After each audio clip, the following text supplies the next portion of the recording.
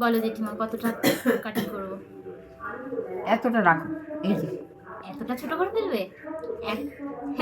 আরে আমি আঁচড়াতেই পাচ্ছি না চুল, জানো তো। মায়া লাগবে না? তুমি তো আগের বারও তাই বলেছিলে, এত আমার চুল উঠে যায়। যাও আচ্ছা, যতটা এতটা কাটিং হবে? হুম। আমারই মায়া লাগছে। দেখো 70 বছরেও এই যে চুলের যে কোয়ালিটি, ভারী আছে, এই ভারী চুলের যে কোয়ালিটি, সত্যি আমি অবাক। ভারী কারণ চুলটা। আমাদের এই হাফ বয়সে মানে 70 মানে 30 বছর বয়সেও যে চুলের কোয়ালিটি তার থেকে অনেক অনেক ভালো। মানে চুলটা চুল খুব সুন্দর ছিল আমার। ক্যান্সারের পরে সব চুল উঠে গেছিল। কোথায় ক্যান্সার হয়েছিল?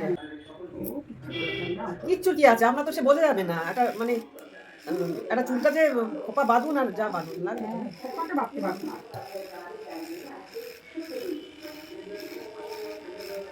পুরো স্পা করলে যেমন হেয়ারটা হয় ওই ঠিক ওই রকম। চুলটাও ঘন।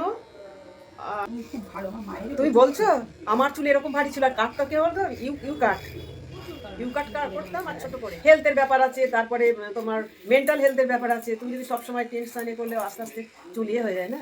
চুল কেন, স্কিন খারাপ হয়ে যায়, চুল খারাপ হয়ে যায়। আনন্দে থাকলে বড়রা, যতই বয়স হোক তাদের দেখবে একরকম।